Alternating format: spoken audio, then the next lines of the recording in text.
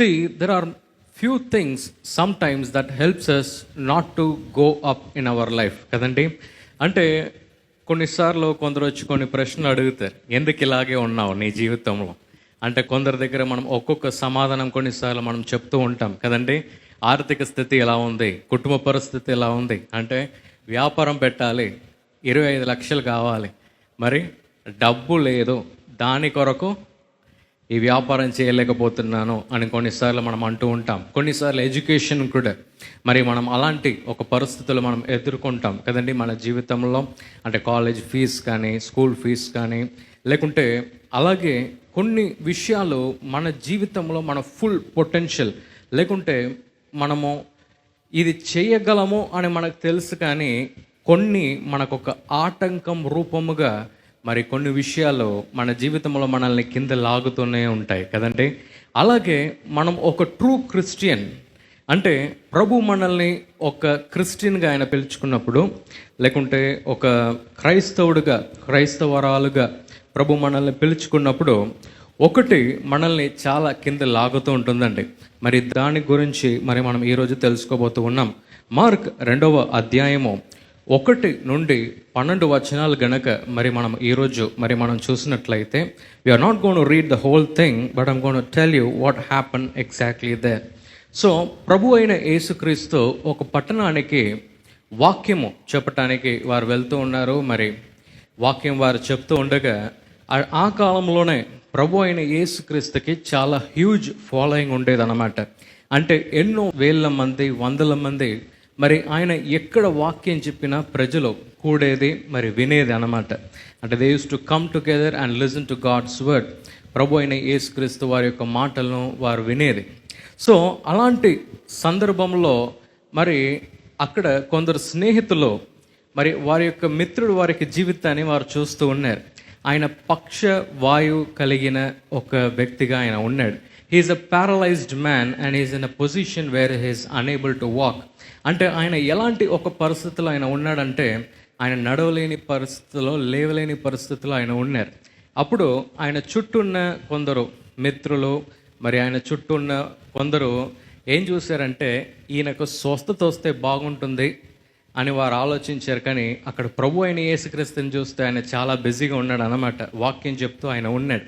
వెంటనే ఈ స్నేహితులు మాత్రం వారు ఏం చేస్తున్నారంటే, ఆ ఇంటి పైన ఉన్న ఆ రూఫ్ పై కప్పు, ఆ ఇంటి పైన ఉన్న ఆ పై కప్పుని మరి వారు రిమూవ్ చేసేసి మరి వారు ఏం చేస్తారంటే, they will send that paralysed man in to the place where Jesus was preaching. అంటే ప్రభు అయిన యేసుక్రీస్తు ఎక్కడ వాక్యం చెప్తున్నాడో ఆ ఇంట్లో, ఆయన ఎక్కడ వాక్యం చెప్తున్నాడో ఆ ఇంటి ఆ టాప్ని వారు తీసేసి ఆ పక్షవాయువుతో ఉన్న వ్యక్తిని కింద వారు పంపిస్తున్నారు. అప్పుడు ప్రభు అయిన యేసుక్రీస్తు మరి ఈ యొక్క మాటను వారు వాడుతున్నారు.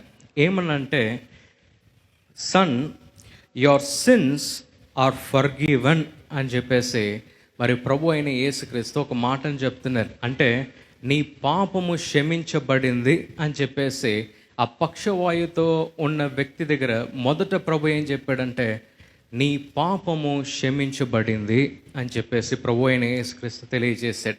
సెకండ్ ఏం చేశాడు తెలుసా?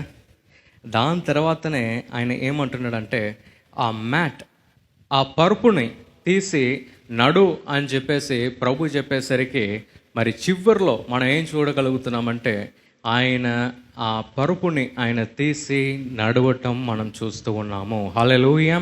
సో నేను ఎందుకు ఈ ఎక్స్ప్లెనేషన్ అంతా నేను మీకు ఇచ్చానంటే, ప్రభు అయిన యేసుక్రీస్తు ఆయనను స్వస్థపరిచే ముందు ప్రభు ఆయనను చూసి ఏం చెప్పాడో మీకు తెలుసా?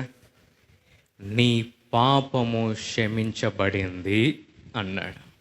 అంటే నేనేం చెప్పాలని ఆశపడుతున్నాడు అంటే, బైబిల్ గ్రంథంలో చాలా చోట్లలో కూడా ఎవరందరూ వ్యాధితో ప్రభు అయిన యేసుక్రీస్తు దగ్గర వారు వెళ్ళారో వారందరికీ కూడా స్వస్థత ఆయన ఇచ్చాడు. కానీ ఈ యొక్క పర్టికులర్ ఈ సందర్భం వచ్చేసరికి ప్రభు అయిన యేసుక్రీస్తు ఏమన్నాడు తెలుసా?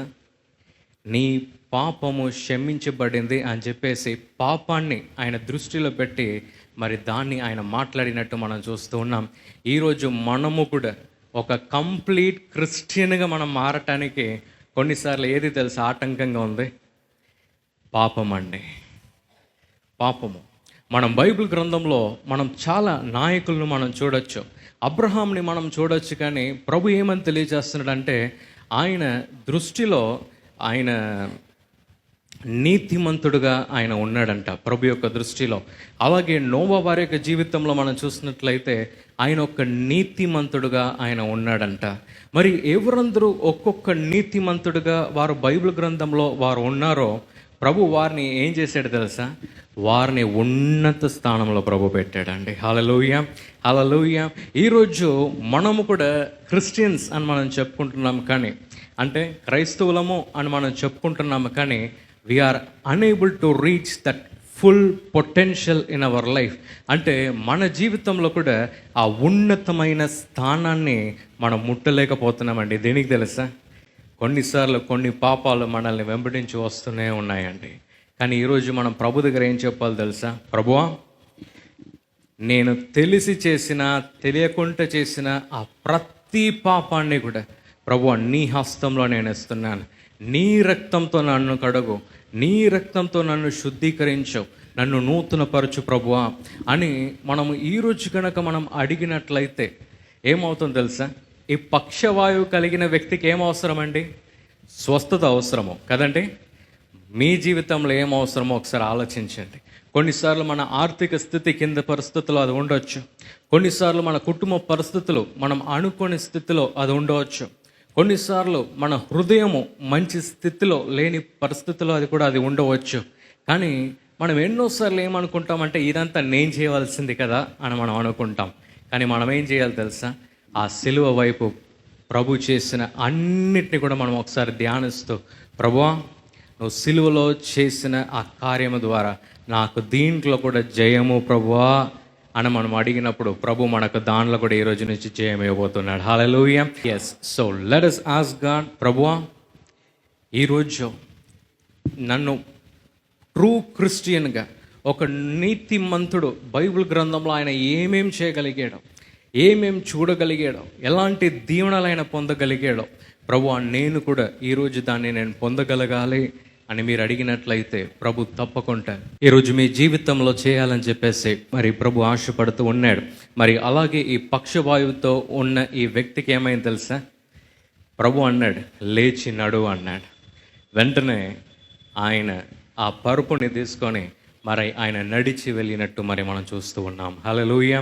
ఈరోజు కూడా మనం ప్రభు అయిన యేసుక్రీస్తుని, ప్రభువా ఏది నన్ను ఆపుతుందో నాకు తెలియదు, కానీ ప్రభువా దాంట్లో నుంచి నాకు ఒక విడుదల ఇవ్వయ్యా అని ఈ రాత్రి మీరు అడిగినట్లయితే ప్రభు తప్పకుండా ఒక గొప్ప కార్యాన్ని మీ జీవితంలో చేయాలని చెప్పేసి మరి ప్రభు ఆశపడుతున్నాడు. ఈ ప్రోగ్రాం మీకు ఆశీర్వాదకరంగా ఉన్నదని మేము నమ్ముతున్నాం.